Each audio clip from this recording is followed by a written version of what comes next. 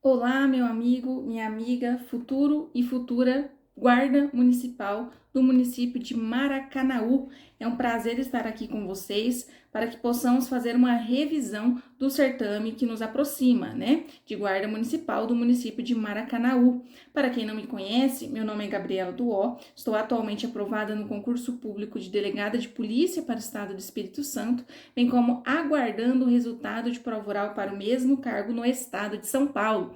E vim aqui hoje trazer para vocês algumas apostas de temas que podem cair na sua prova. Antes de mais nada, caso gostem do vídeo, curtam, comentem, compartilhem e, caso não estejam inscritos no canal, se inscrevam, acione o sininho, porque sempre que a gente trouxer conteúdo novo, você será devidamente notificado, ok? Pessoal, antes da gente adentrar efetivamente no conteúdo, gostaria de deixar registrado que aqui a gente não quer nem seria possível, porque uma revisão é um tempo muito enxuto, da gente fazer o esgotamento da matéria do edital. Então aqui eu vou trazer alguns apontamentos breves, rápidos e não aprofundados de temáticas que acredito possa estar na sua fase objetiva, na sua prova de concurso público, ok? Então vamos lá, sem mais delongas, começar com a matéria de direito administrativo. Pessoal, aqui a gente começa trazendo a diferença entre governo e a administração pública, falando que governo é o conjunto de órgãos e as atividades exercidas por eles no sentido de conduzir politicamente o Estado. Então, o governo é aquele que define o que a administração pública vai fazer, porque ele tem uma vertente, ele tem um viés que é de natureza política. Então, é o governo, como a gente costuma dizer mesmo popularmente, que é o governo que vai decidir as diretrizes políticas, as regras políticas, as decisões supremas dentro de um determinado estado.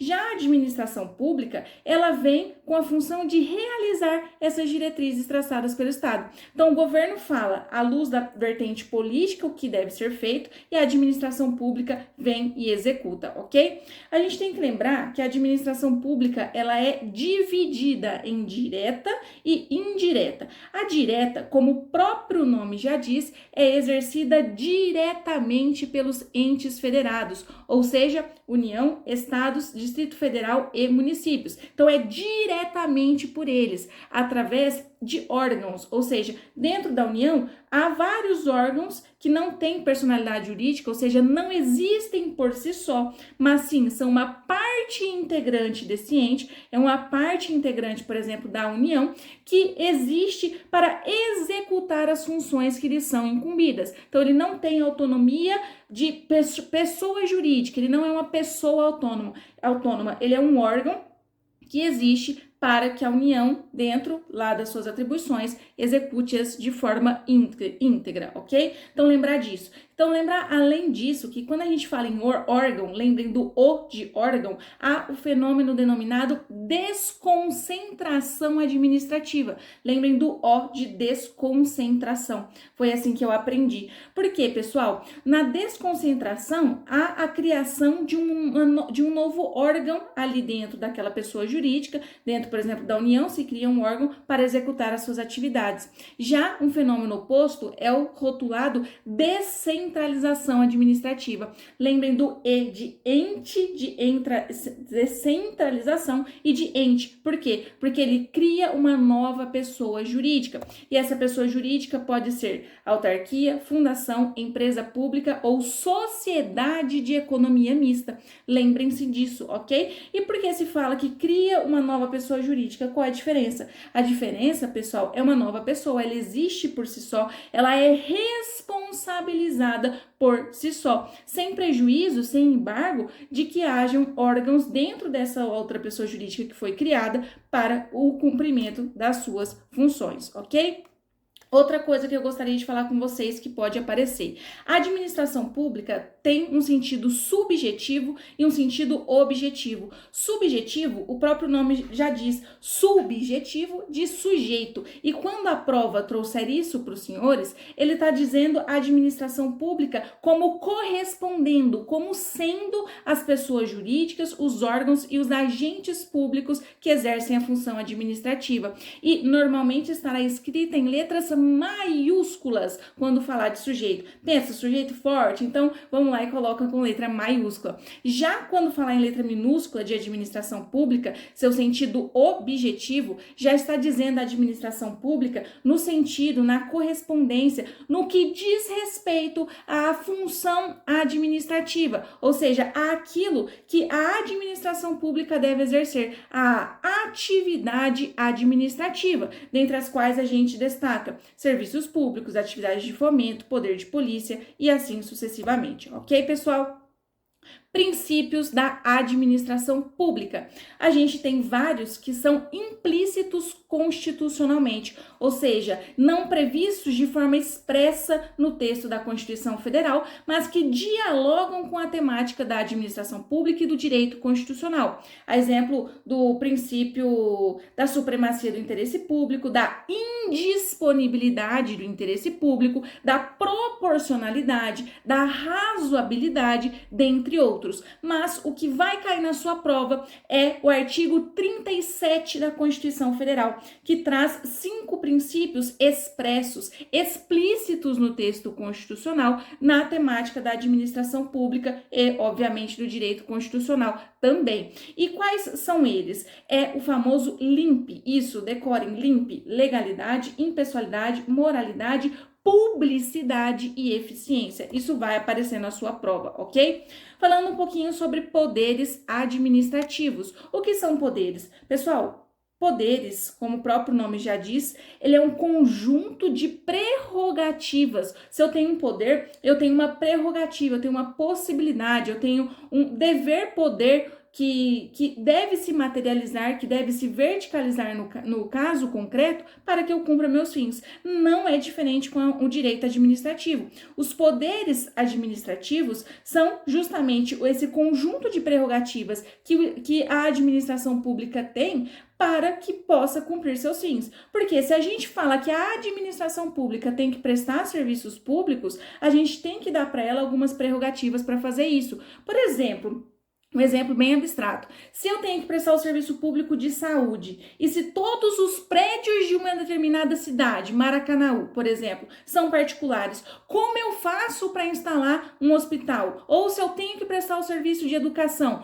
e todos os prédios são particulares, como eu faço para instalar uma creche? Aí a gente vai materializar, a gente vai concretizar o poder da administração pública de desapropriar, por exemplo, um terreno particular para que ali possa instalar um hospital, uma creche, um centro de reabilitação e assim sucessivamente. Então se apeguem a essa ideia. Para cumprir um fim, a administração pública precisa ter o meio para fazer isso. Ela precisa ter as prerrogativas, os poderes. E a isso a doutrina, né, a sua prova vai dar o nome de poderes administrativos. Isso pode aparecer para os senhores colocarem um X no lugar correto, ok? Esses poderes, pessoal, eles podem ser vinculados ou discricionários. Vamos lá, o que é vinculado? Quando a gente fala que uma coisa é vinculada, a gente já tem a ideia da falta de opção, né? E isso a gente adapta aqui para o direito e fala o quê?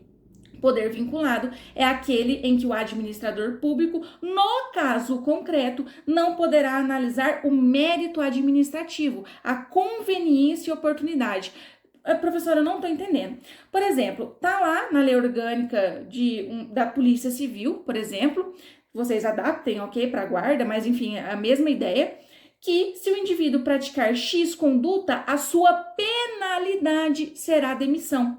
Percebam que o administrador, no caso concreto, ele não tem a opção de analisar qual pena é cabível, qual é a conveniência, qual é a oportunidade, qual é o mérito, o que ele vai fazer naquele caso concreto, porque ele está vinculado, sem qualquer análise de escolha, sem qualquer opção, a aplicar a pena de demissão. Diferente seria uma manifestação discricionária, e aí dialogando com o poder discricionário, se a lei falasse, olha, se o João praticar X coisa, ele poderá sofrer demissão ou demissão a bem do serviço público, hipoteticamente. Nesse caso, o administrador público teria, de acordo com as circunstâncias do caso concreto, a oportunidade, a conveniência, o mérito de analisar qual melhor se coadunaria com o caso concreto, ok?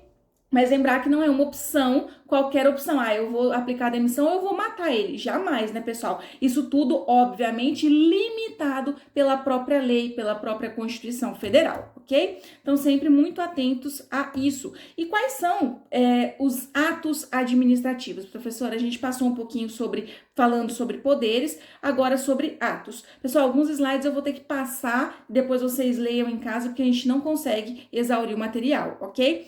Ato administrativo, ele já é diferente de poder. Ele é uma manifestação de vontade do Estado no exercício dos seus poderes, que tem o poder de constituir, revogar, anular, declarar ou extinguir um direito, uma situação ou mesmo uma posição jurídica. Então, ele é uma declaração do Estado ou mesmo de quem o represente, que ele faz valendo-se desse regime de direito público que ele tem, das suas prerrogativas, ok? A gente vai ver na sua prova, anotem aí, porque vai cair a diferença entre anulação e revogação do ato administrativo. Pessoal, anulação significa o desfazimento, a extinção de um determinado ato administrativo, porque ele é ilegal. Então, lembra, anula o ilegal, anula o ilegal, anula o ilegal. Lembrem disso. Já a revogação também é o desfazimento, é a extinção de um ato administrativo, mas não porque ele é ilegal. Ele, em verdade, é legal, ele está de acordo com a lei, mas ele deixa de ser conveniente e oportuno. Ou seja, no caso concreto, lembra lá do poder discricionário? O administrador tinha a opção de acordo com a lei, de acordo com as circunstâncias do caso, decidir X ou Y, mas ele foi e praticou um ato. Aquele ato, ele deixa de se revelar oportuno, necessário, conveniente, então a gente revoga ele, ok? Bom, em relação aos requisitos, os elementos do ato administrativo, a gente tem um mnemônico denominado Confiformob. Isso vai cair na sua prova também. Então, você tem que lembrar que quais são os requisitos do ato administrativo? Confiformob. Competência, finalidade, forma, motivo, objeto. De novo, fala sozinho. Competência, finalidade, forma, motivo e objeto. Só um bizu aprofundando um pouquinho, pessoal. Motivo e objeto são os únicos atos que podem ser, são os únicos elementos desse ato que podem ser discricionários. Os outros necessariamente serão vinculados, sem prejuízo de posição em sentido contrário, mas é o que vai aparecer na sua prova. Se eles quiserem aprofundar um pouco, é a única hipótese que eu vejo, ok, pessoal? Bom, atributos do ato administrativo, ou seja, aquilo que é inerente, que vem com o ato administrativo. A gente tem a PAT, isso mesmo, a PAT. Nós temos a presunção de legalidade, legitimidade e veracidade, a autoexecutoriedade. Autoexecutoriedade porque o administrador público não precisa consultar ou pedir ao juiz para que pratique um determinado ato. Ele, por si só, pode ir lá e praticar aquele determinado ato, ok? Tipicidade e imperatividade. O que é imperatividade? É o poder de mandar, né? O poder de, entre aspas, império. Eu não chego para o particular e pergunto: oi, tudo bem, meu amigo? Eu posso desapropriar o seu terreno para construir uma creche? Não. Eu uso da minha imperatividade, dos meus poderes para simplesmente ir e desapropriar a sua creche, ok? O seu terreno para construir a creche. Então, esses são os atributos. Pessoal, evoluindo um pouquinho, vamos para direito constitucional. Pode cair na sua prova o artigo 1º da Constituição Federal, que fala o quê? Fala quais são os fundamentos da República Federativa do Brasil. Outro mnemônico, Sociediva Plu. Por quê? Se cair na sua prova, pessoal, vai estar lá para você fazer um X em um desses elementos, em um desses fundamentos que estão aqui. Então, decore. Sociediva Plu. Soberania, cidadania, dignidade da pessoa humana, valores sociais do trabalho da livre iniciativa e pluralismo político. Repitam aí o Sociediva Plu, os fundamentos da República Federativa do Brasil, ok? Nós temos ainda, para além dos fundamentos, nós temos de falar um pouquinho nos objetivos fundamentais da República Federativa do Brasil. Sem prejuízo de outros que não estejam previstos aqui, mas que podem passar a estar previstos, nós temos como mínimo desejado pela República Federativa do Brasil o Conga-Erra Pro. Construir uma sociedade livre, justa e solidária, garantir o desenvolvimento nacional, erradicar a pobreza e a marginalização, população e reduzir as desigualdades sociais e regionais, promover o bem de todos, sem preconceitos e assim sucessivamente. O que eu quero que vocês se atentem? Quando a gente fala em objetivos, a sua prova vai trazer um verbo: construir, garantir, erradicar, promover. Quando ela falar em fundamentos, aí não vai ser um verbo. Lembrem, cidadania, dignidade da pessoa humana e por aí vai. Então fiquem atentos a essa diferença. Objetivos, se ele estiver perguntando no enunciado, a sua resposta, o seu gabarito, presta atenção, vai ser um verbo. Se não for o objetivo, mas for fundamento da República Federativa do Brasil, aí é uma palavra, uma frase, uma expressão, mas não será um verbo. Não será um verbo. Isso vai cair, ok? Pessoal, dentro de direitos políticos, eu gostaria só de relembrar com vocês um pouquinho sobre alistamento, voto. O alistamento e o voto, eles são obrigatórios, compulsórios. A pessoa não pode escolher para quem for maior de 18 anos. Com a maioridade, vem a obrigação de voto. E ele é facultativo, ou seja, opcional para analfabetos, maiores de 70 anos e as pessoas entre 16 e 18 anos. Decorem isso, por favor. Facultativo, analfabeto, maiores de 70, pessoas entre 16 e 18 anos, ok? Bom, avançando ainda um pouquinho, pessoal. Vamos falar sobre as características dos direitos humanos e dos direitos fundamentais. Sim, são as mesmas características, apesar de ter um ponto ou outro de diferença entre elas, mas levem essas características para fazer um X no local correto. Seja perguntado direitos humanos, seja direitos fundamentais, ok? Que a diferença é só no plano de previsão, só para vocês ficarem atentos. Quando a gente fala em direitos humanos, são aqueles direitos previstos em tratados internacionais que o Brasil celebra por aí. Ao passo que direitos fundamentais são direitos previstos internamente, ok? Então, lembrem-se disso. Bem assim, de uma forma simples e até grosseira. Direitos humanos, o Brasil celebra pra lá, por aí. Então são direitos previstos nesses tratados. Direitos fundamentais é aqui dentro, é nosso, ok? Não é por aí, é aqui. Presta atenção nisso. Características, algumas delas, ok? Universalidade, porque tem que aplicar para coletividade como um todo, para o maior número de pessoas possível, sempre. Interdependência, porque um direito dialoga com o outro. O direito à liberdade de expressão, por exemplo, ele comunica-se, ele dialoga-se, ele vive de forma interdependente com o direito à saúde, educação, moradia, lazer e assim sucessivamente. Inalienabilidade, desculpem, aqui no slide está alienabilidade, mas é inalienabilidade. Por quê? Porque eles não podem ser, por exemplo, vendidos. Eles não podem ser transacionados. Eu não posso vender o meu direito à educação, jamais.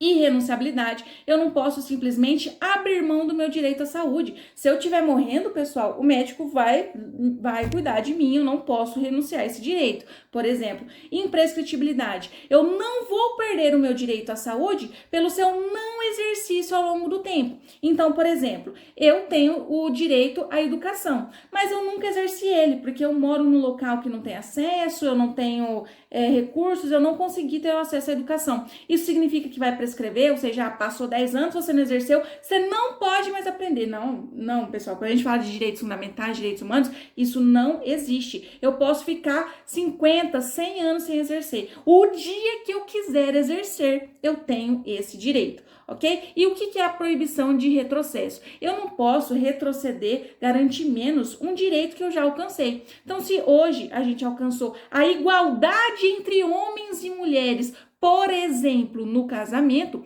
eu não posso agora inovar e trazer na lei que quem manda, na verdade, é o homem. Não, pelo amor de Deus, eu não posso retroceder. Eu só tenho que progredir, que avançar no que se relaciona a direitos humanos e fundamentais. Outra coisa que eu acredito muito que vem na sua prova, as gerações ou dimensões dos direitos fundamentais e humanos. Lembrem dos preceitos da Revolução Francesa, liberdade, igualdade e fraternidade, porque isso facilita a nossa compreensão. Primeira, e aqui a gente pode decorar mesmo, ok? A gente, infelizmente, para explicar tudo isso minuciosamente, é um curso inteiro. Mas vamos lá. Primeira geração, direitos de liberdade, também denominados civis e políticos. políticos. É o direito da pessoa, que a pessoa tem, de que o Estado não interfira na sua esfera particular. É o direito que eu tenho de que o Estado não decida quantos filhos eu vou ter, se eu vou falar ou se eu não vou falar, se eu vou ir e vir ou não. É isso que se relaciona à primeira dimensão, que foram, entre aspas, bem entre aspas, o primeiro direito que a gente precisa é o civil e político. Depois, uma segunda geração ou segunda dimensão é denominada dos direitos de igualdade, né? Igualdade, pessoal, porque aí a gente já fala em direitos sociais, econômicos, culturais e, por que não, ambientais, porque dialoga com essa temática, apesar de ter gente que traz em uma geração ou outra, mas esse é o ponto mais concreto para vocês levarem para a prova. Então, essa segunda dimensão, geração, ela não quer mais só que o Estado não fale se eu vou poder falar, ir, vir, amar, quem eu vou amar. Não, ela que fala, Estado, ok, eu já consegui que o Estado não venha intervir na minha vida mais do que é o necessário. Mas agora, Estado, eu quero que você me garanta saúde, educação, transporte, lazer, moradia, alimentação e assim sucessivamente. E por fim, mas não menos importante, terceira geração ou dimensão, fraternidade, que aí já dialoga com a questão de paz, de viver bem e assim vai, pessoal. Então, tem divergência, existem posicionamentos que trazem mais gerações, que alteram uma coisa ou outra entre elas, mas este é o ponto mais concreto, mais seguro para vocês fazerem a prova, ok?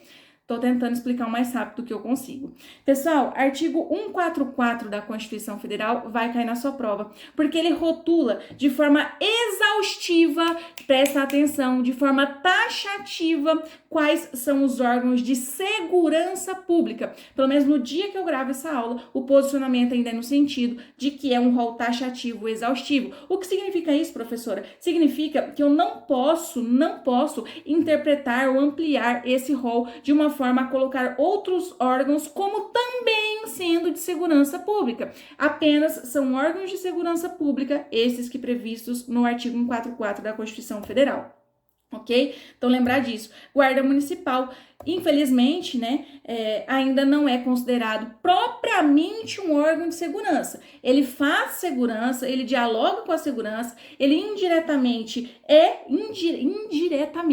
é de segurança, mas não é propriamente, diretamente, constitucionalmente previsto um órgão de segurança pública. Então, prestem muita atenção se isso cair na sua prova. Ele não está ali nos incisos do 144, ok? Por favor, pessoal, ele está em um dos parágrafos, mas ele não é órgão de segurança pública. Deixei aí nos slides também um pouquinho sobre as funções desempenhadas por cada um desses órgãos, ok?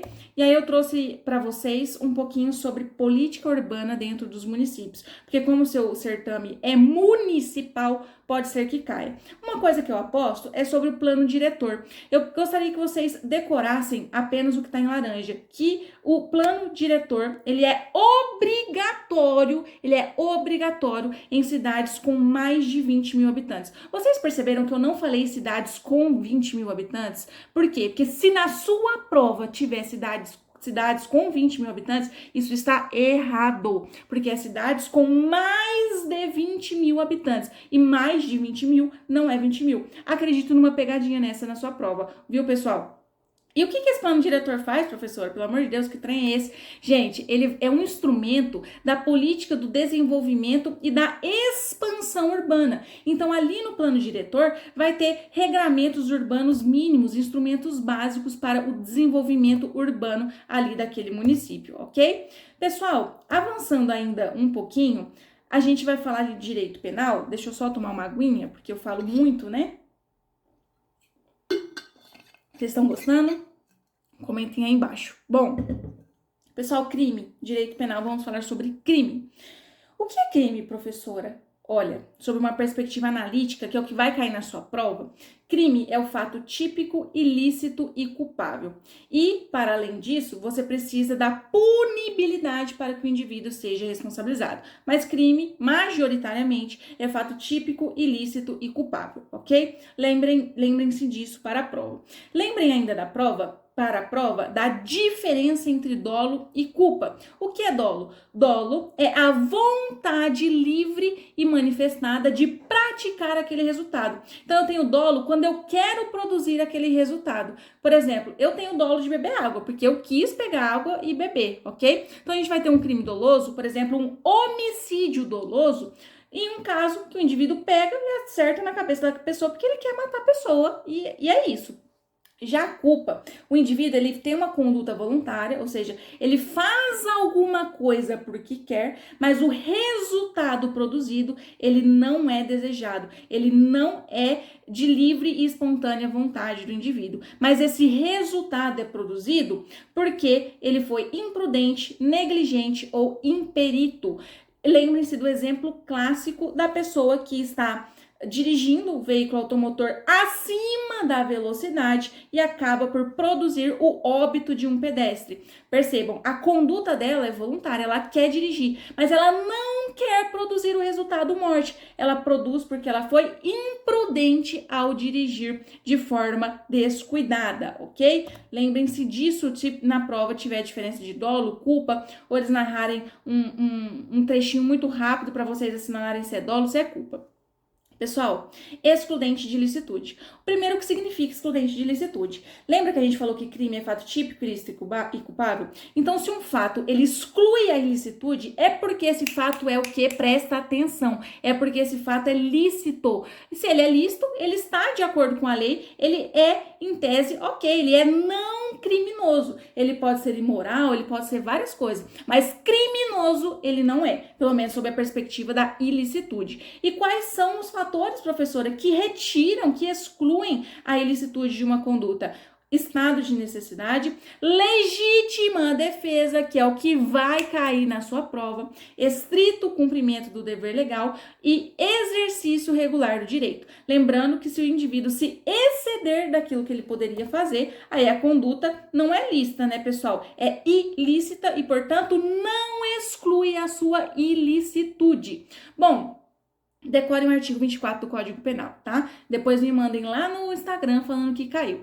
Ó, o artigo 24, ele traz o conceito de estado de necessidade e fala que considera-se em estado de necessidade quem pratica o fato para salvar de perigo atual. Prestem atenção, que isso pode ser pegadinha. A banca pode trazer para vocês perigo futuro, perigo iminente. Não, o perigo tem que ser atual, o perigo tem que estar acontecendo para a pessoa estar em estado de necessidade. E o indivíduo, só que o indivíduo, aquele perigo, ele não foi criado pelo indivíduo. E o indivíduo não pode evitar aquele perigo de outra forma. Então, ele pratica o fato para salvar um direito próprio ou alheio. Vou citar um exemplo clássico. Num naufrágio, só tem uma boia de salvamento. E tá eu e uma outra pessoa. Meu amigo, se eu matar a pessoa para ficar com a boia, eu vou estar em estado de necessidade. Porque o perigo é atual. E não fui eu que provoquei aquele naufrágio. E não tem outra forma de eu evitar que isso aconteça. Então, eu vou matar essa pessoa e a minha conduta vai ser lícita. Presta atenção, ok? Bom, aqui a gente tá falando de vida e vida, né? Mas e se, por exemplo, professor, você matou essa pessoa, porque você tinha duas boias, mas uma você queria levar o seu MacBook. E aí você matou a pessoa pelo MacBook. Nossa, ainda é estado de necessidade? Não, porque é o bem jurídico, né, pessoal? O que eu tô sacrificando não é do mesmo valor, de um valor superior o bem que eu... Por quê? Voltando, só explicando melhor. Porque nesse caso, o patrimônio, para ficar mais claro, ele vale menos do que minha vida. Então, não é razoável que essa conduta seja lícita. Mas, nesse caso, eu vou ter, dependendo da circunstância, se for razoável exigir o sacrifício desse direito ameaçado, a minha pena só vai ser diminuída, mitigada, reduzida, mas o fato continuará ilícito. Bom senso, né, pessoal? Artigo 25 é o que vai cair na sua prova, que vai falar da legítima defesa.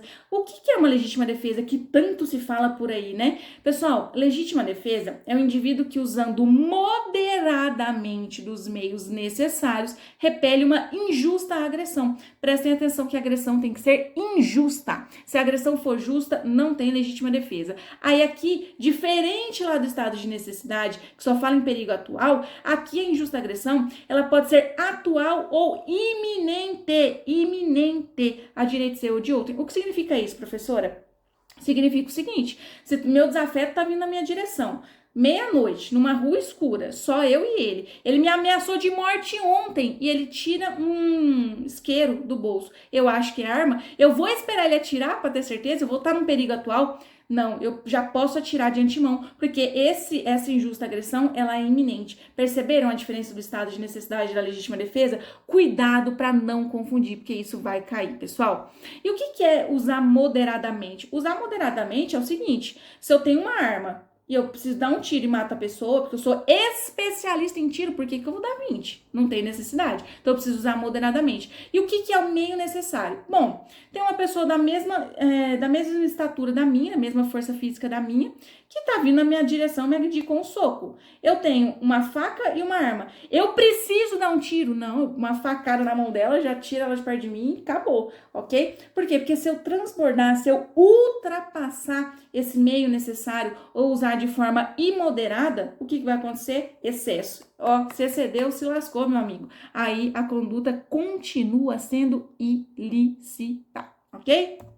Prestem muita atenção, pessoal. Outra coisa que pode cair para vocês, aí já adentrando nos crimes propriamente dito, né, nos crimes em espécie, saibam da diferença de que o furto é você subtrair coisa móvel alheia sem violência ou grave ameaça. Então, eu vou ali e pego a carteira de uma pessoa sem ela nem perceber. Já no roubo, eu vou também, da mesma forma, subtrair, percebam a atenção no verbo subtrair, que é pegar para si, coisa alheia móvel, só coisa móvel, óbvio, não tem como eu pegar um imóvel para mim, né, dessa forma de subtrair, mas com violência ou grave ameaça. Então, eu tô ameaçando, meu irmão, você perdeu, se você não me passar sua bolsa, eu vou te matar. Lembrem o famoso caso do roubo, artigo 157, crime contra o patrimônio, que estará na sua prova.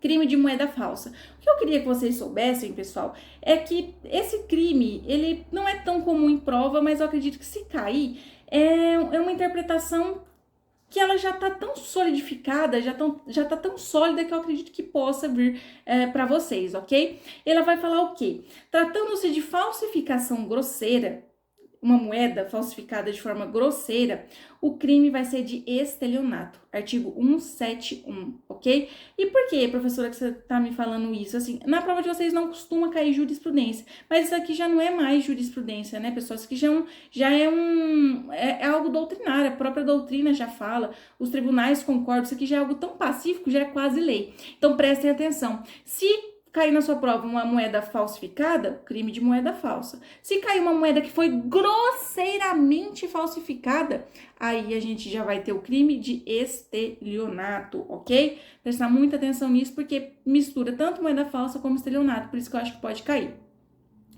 Pessoal, vamos falar um pouquinho sobre crimes contra a pessoa, homicídio e depois o crime de lesão corporal, crime do artigo 129. Bom, dentro do homicídio, o que eu queria que vocês soubessem é que homicídio é matar alguém, ok? Isso aí é bem tranquilo, né? Matar alguém, você dá uma facada, a pessoa morrer e acabou.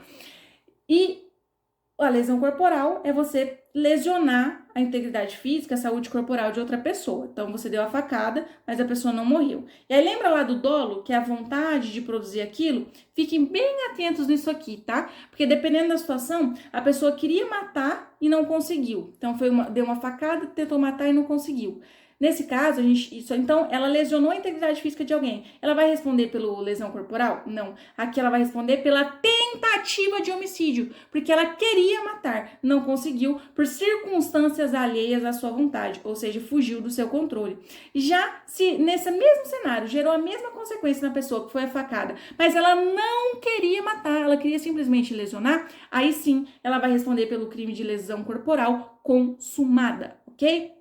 O que eu acho que vai cair do crime do 121 homicídio? Eu acho que vai cair o seu parágrafo de número 7, que fala sobre as majorantes, ou seja, as causas que aumentam a pena do feminicídio. E prestem atenção, pessoal, tem muito se falado em violência doméstica e familiar contra a mulher para combater essa epidemia, essa praga da nossa sociedade. E quais são os casos em que vai aumentar a pena do sujeito que pratica um feminicídio, que é matar a a mulher por razões da condição do sexo feminino. Se o cara praticou o crime durante a gestação ou nos 3 meses posteriores ao parto. Por favor, prestem atenção. É 3 meses posterior ao parto, não é 6. É isso que vai cair na sua prova, depois me contem. Também vai aumentar a pena se ele praticou esse crime. Falando contra maior de 60 anos com deficiência ou com doenças degenerativas que acarretem condição limitante ou de vulnerabilidade física ou mental. Na presença física, agora o que vai cair? Ou virtual de descendente, ou seja, filho, neto, bisneto, tataraneto, ou ascendente, ou seja, pai, mãe, vovô, bisavô, tataravó, bisavó da vítima, ok? Então, lembrem-se que essa presença não precisa ser física, pode ser virtual. Então, se a pessoa tá numa videochamada com a filha, que tá lá no Canadá, e o cara vem e mata ela, comete um feminicídio, se a filha tá na presença virtual da filha, vai ter essa causa de aumento de pena, ok? Então, percebam isso. E, por fim, que eu acho que pode cair também, se for em descumprimento das medidas protetivas de urgência decretadas com fulcro com base na Lei Maria da Penha, Lei 11.340 de 2006, ok? Acho que isso pode cair, pessoal. Bom, vamos avançar mais um pouquinho, porque tem muita coisa pra gente falar, né? Vamos falar um pouquinho sobre o crime de prevaricação. O que é prevaricação? É um crime contra a administração pública consistente em retardar ou deixar de praticar indevidamente um ato de ofício ou praticá-lo contra disposição expressa de lei para satisfazer interesse ou sentimento pessoal. O que vai cair é o que está em laranja, para satisfazer interesse ou sentimento pessoal, porque é isso que diferencia a prevaricação de outros crimes. Existem outros crimes em que o funcionário público, ele também retarda, ele deixa de praticar, ele pratica indevidamente um ato que ele deveria no exercício da sua profissão praticar, mas ele não tem a razão de ser por interesse ou sentimento pessoal. Então é isso que caracteriza o crime de prevaricação, por isso que eu acho que é isso que vai cair na sua prova. O que é para satisfazer o interesse ou sentimento pessoal? Por exemplo, é meu primo que é meu subordinado, então eu vou deixar de fazer uma determinada atividade que vai prejudicar de forma direta ou indireta essa pessoa por esse sentimento pessoal que eu nutro por ela. Então, eu retardar, eu deixar de praticar, ou praticar indevidamente essa pessoa para satisfazer meu interesse ou sentimento pessoal, ok? Lembrar muito disso, pessoal. Gostaria que vocês lembrassem ainda que nos crimes praticados por funcionário público contra a administração pública em geral, a pena é aumentada, é majorada da terça parte se o crime for praticado por ocupantes de cargo em comissão ou de função de direção ou assessoramento. Porque lembra, quem está na posição de liderança, de chefia, de direção, de assessoramento, tem que dar exemplo. Então, se a própria pessoa está praticando crime contra a administração pública, ela sim merece ser punida com mais rigor, que é dessa terça parte. E lembrem-se, caso a prova queira trazer para vocês, incluindo a autarquia nesse rol, não vai estar incluso. Então, o diretor, a pessoa que exerce cargo de chefia, liderança, assessoramento em autarquia, não tem esse aumento de pena por ausência de previsão legal, ok? Então, vai englobar tanto se ele for atuante na administração direta, lembrem lá do começo da aula, quem quer administração direta, fala para mim, pelo amor de Deus, que eu quero ouvir, deixe a professora feliz. São aqueles que exercem na União, Estados, DF, municípios. E na indireta, a gente exclui a autarquia. Quem que exerce a administração indireta, pessoal, fala para a professora ficar feliz. Autarquia, fundação pública, empresa pública e sociedade de economia mista. Parabéns.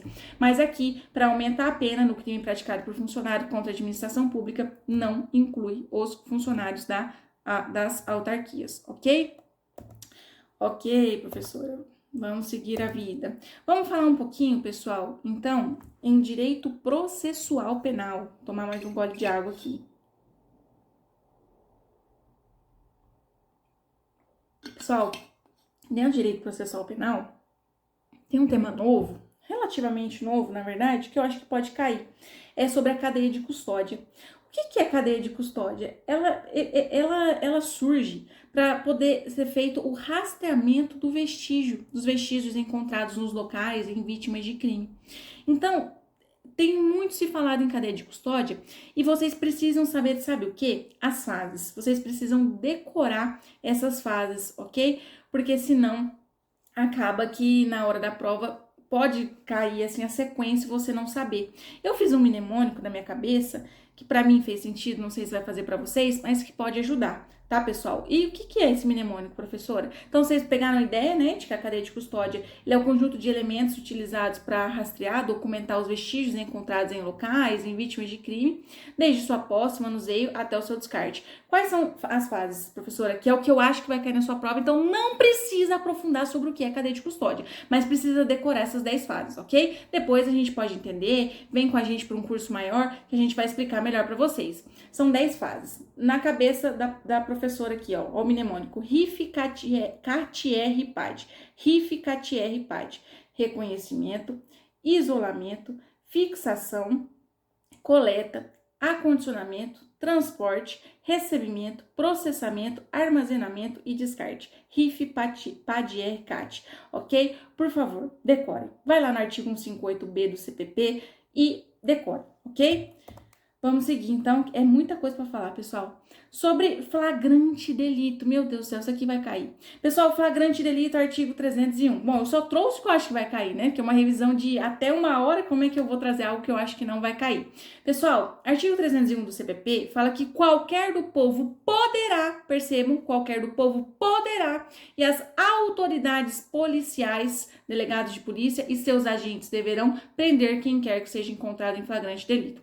O que significa isso? Que para quem não seja autoridade policial e seus agentes, ou seja, não seja efetivamente da segurança pública, e ver alguém praticando um determinado crime, essas pessoas podem. Então é opcional, é facultativa a prisão em flagrante. Já para quem seja efetivamente da segurança pública, ali no rol taxativo e exaustivo do artigo 144, lembrem disso? Tá vendo como as matérias se conectam? Aí é uma obrigação. O flagrante delito, ele é obrigatório, ele é compulsório, não há qualquer opção.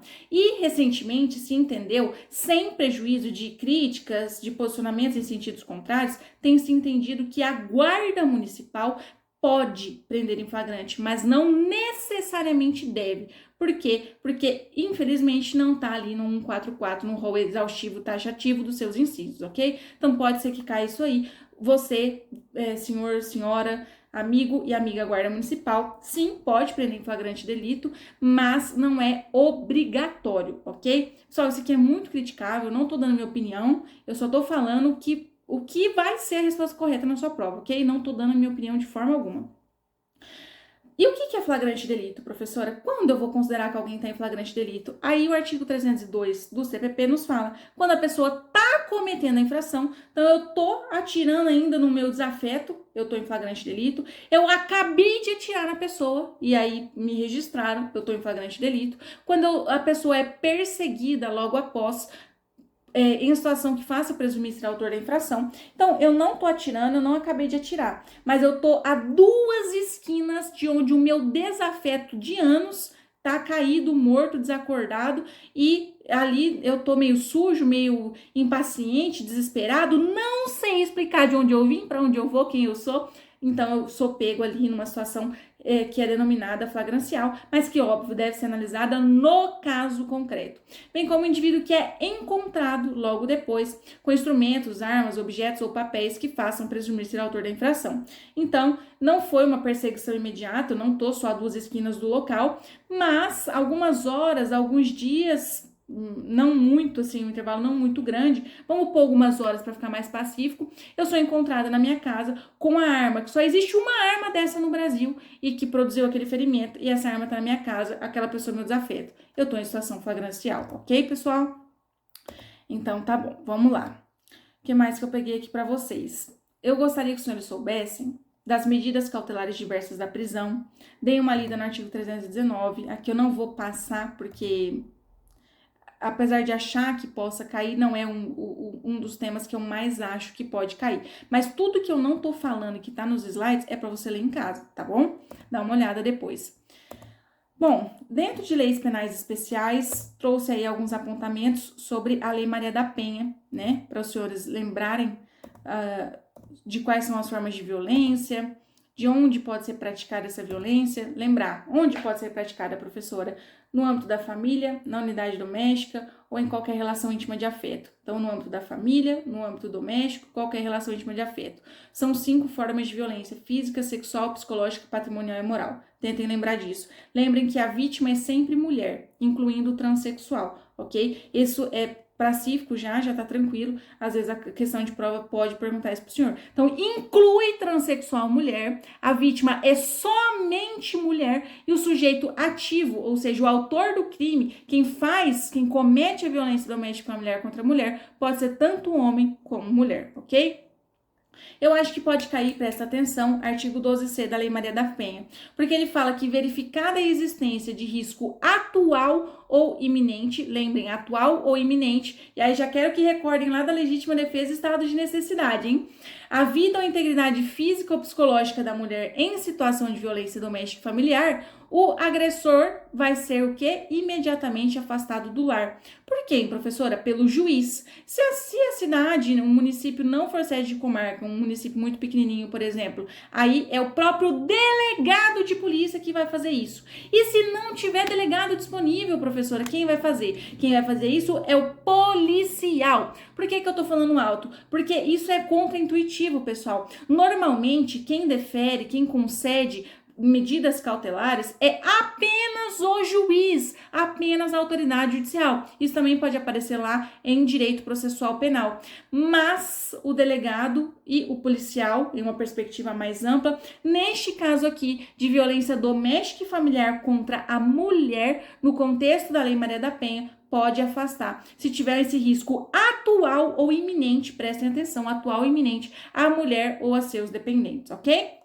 E esse risco pode ser a sua vida, a sua integridade física, a sua integridade psicológica, ok? Prestem muita atenção nisso. ECA, Estatuto da Criança e do Adolescente. Eu trouxe aqui quais são as 13 hipóteses em que é cabível a internação de um adolescente infrator, ou seja, de um adolescente que pratica um ato infracional análogo a crime. Esse é o nome, pessoal. O adolescente que pratica um fato que é chamado de crime, como regra, mas o adolescente é ato infracional. Criança e adolescente não praticam crimes, ok? Pensem nisso. Então, se uma pessoa tem 17 anos e matou alguém, ela não vai praticar o crime de homicídio, ela vai praticar o ato análogo, ok? Não é um crime propriamente dito, é um ato infracional análogo ao crime de homicídio, ok? Prestem atenção nisso, pode cair também. Internação é a medida máxima, porque a gente vai cercear a liberdade ambulatorial de locomoção, de ir e vir desse adolescente. E por isso, ela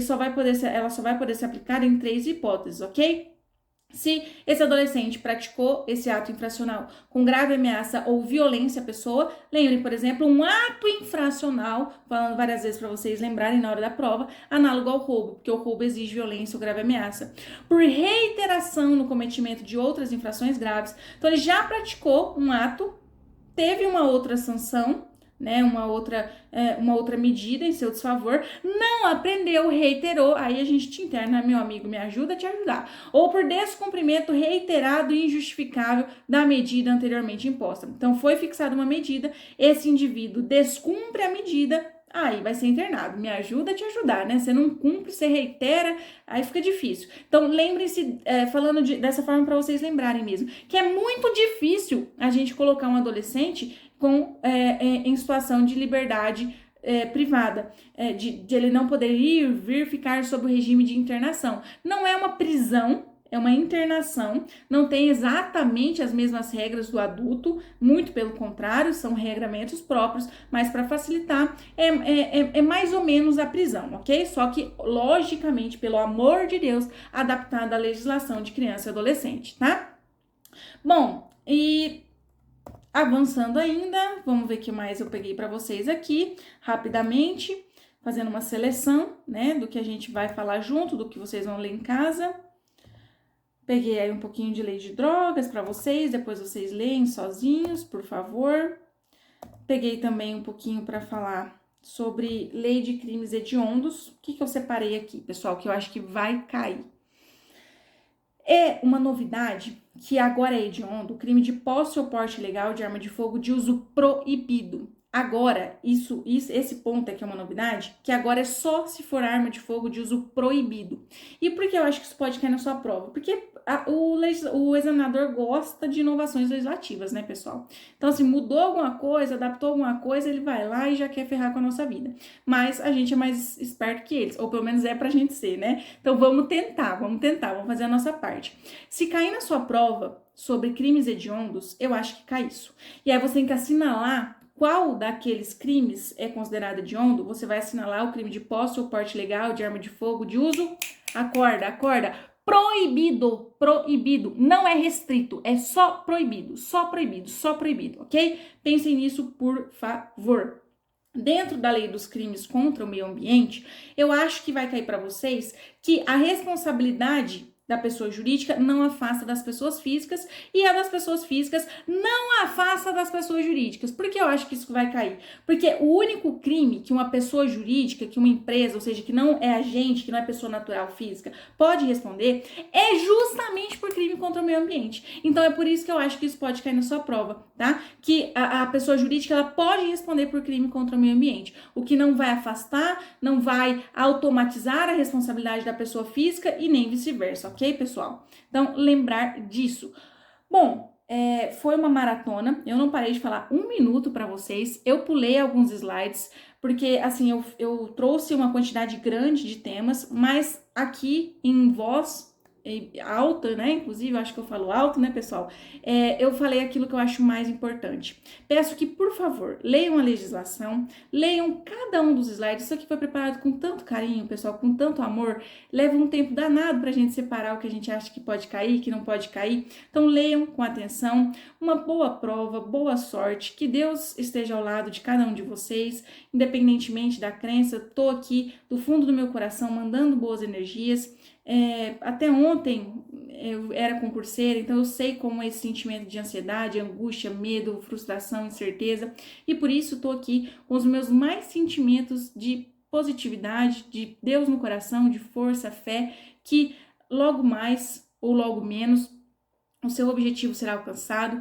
E aí, por favor, voltem para me contar, tá bom? Se postarem lá no Instagram, quiserem me marcar, quiserem tirar alguma dúvida comigo, eu estou integralmente à sua disposição. Espero do fundo do meu coração que tenham gostado e que estejamos juntos numa próxima, ok, pessoal? Um abraço, bons estudos e até a próxima!